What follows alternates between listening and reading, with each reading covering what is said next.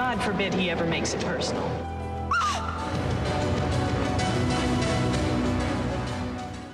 What is going on? Eric and the men of Ravensfield are setting off to cross the Western Ocean. Lucky things. I could do with a holiday, I could tell you. It doesn't matter where you sit. Yes, it does. We could be as safe for months. It's the stress that gets you, huh? He's the dragon of the North Sea! Oh, scary, scary. Don't we look mean? Mickey Rooney and John Cleese. What? Star with Tim Robbins as Eric the Viking, playing Monday on the Movie Channel. They're coming, the big stars, the great movies, in November on the Movie Channel. It's about life, death, sex, and shoes. I've never been seduced by a guy who wears loafers and no socks. Alan Alda, Martin Landau, Angelica Houston, and Mia Farrow star in Woody Allen's Crimes and Misdemeanors. There's a psycho out there, and he's got your number. More than just the lines are going dead when Judd Nelson turns relentless. In court, he was framed. You know I'm innocent. You know it. In jail, he was hounded. First, he got mad. Then, he got even. What are you going to do? Whatever it takes. Tom Selleck is an innocent man. When Eddie disappeared, all that was left was a legend and a mystery. I still don't remember what happened. And you think this is Eddie? Don't you? Eddie and the Cruisers 2, Eddie Lives. Only one man stood between the enemy and safety, and one woman. If anything comes through that doorway that isn't me, shoot it. It's a deadly game of one-on-one for the last warrior. They changed his looks, but they couldn't change his past. Now, revenge has a new face. Do I know you? Mickey Rourke and Ellen Barkin in Johnny Handsome. He's back. Ho, ho, ho, Vern. This time, Santa's in the slammer. Ernest wants to help him in the worst way, and he does. Jim Varney decks the halls in Ernest Saves Christmas. They're funny, they're hot, they're thrilling, and they're coming in November on the Movie Channel.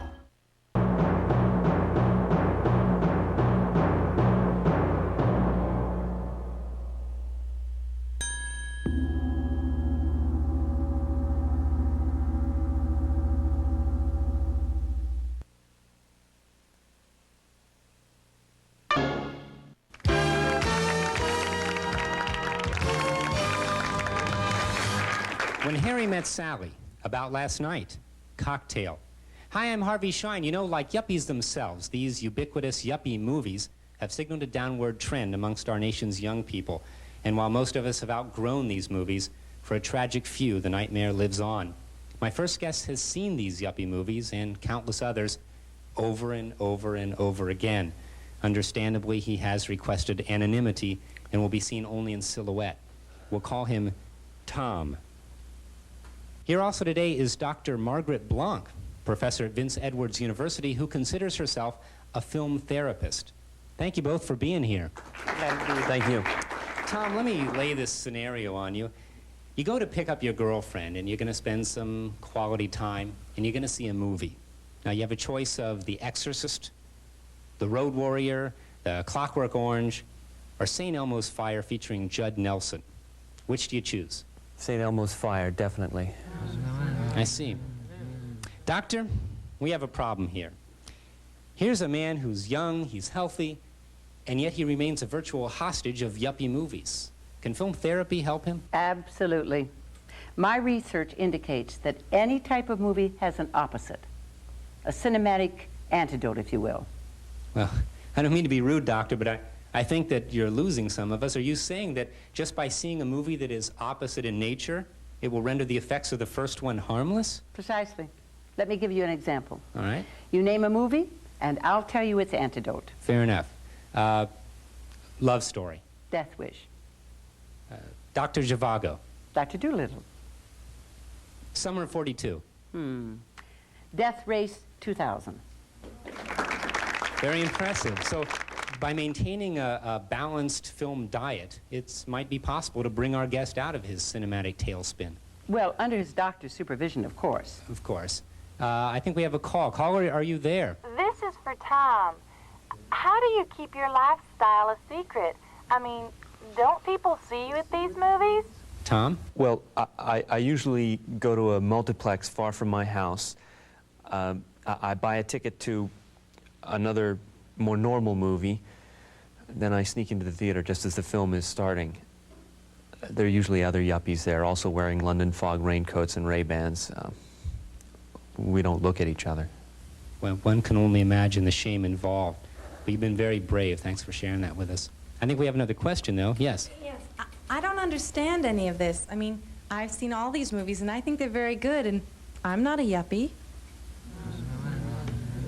Doctor? The important step is admitting that you have a problem. Once you come to grips with that, you're halfway there. Okay. Let's say I'm a yuppie. All right, I admit it.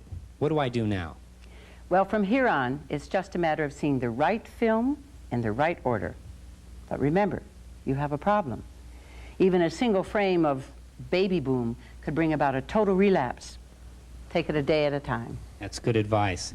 Tom? Guess I'll just have to find the strength in myself. That's the spirit. I think you've taken a big step today just in coming here.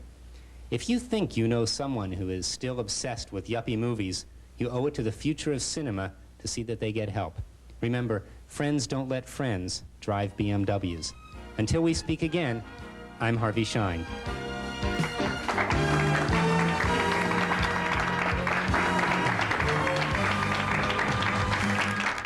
This is the story of Larry Burroughs, an ordinary guy with an ordinary job, ordinary house, loving wife, until he gets a chance to change that one crucial moment when he meets a stranger with a power to change his destiny.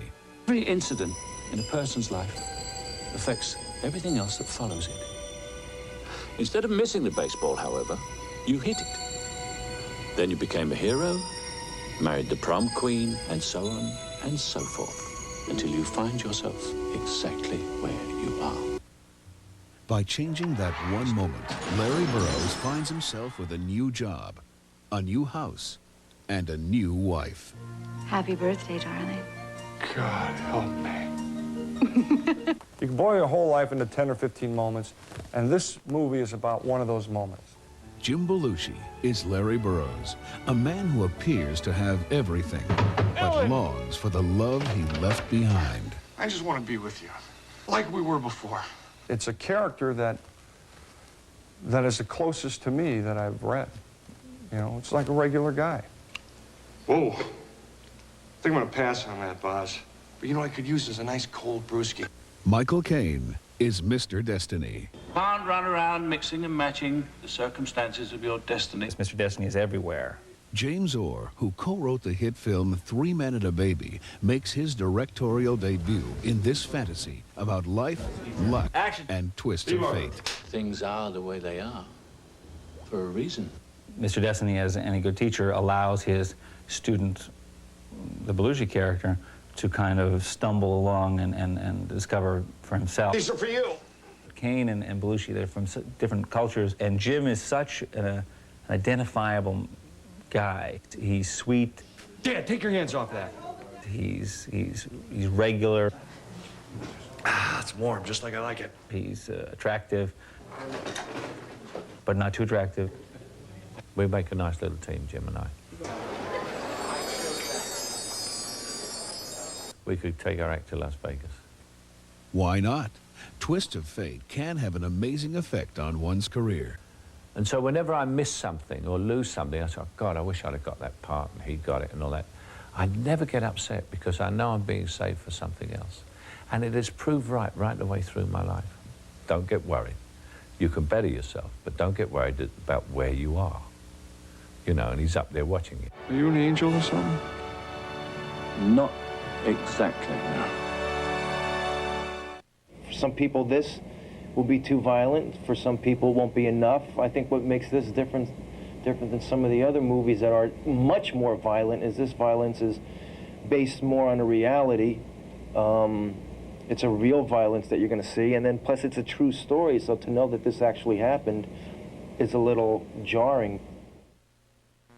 He was given an assignment: deliver the package to the States safely. He's all yours. It wasn't that simple. He's here. No one knows he's here. Why does he want to smuggle himself?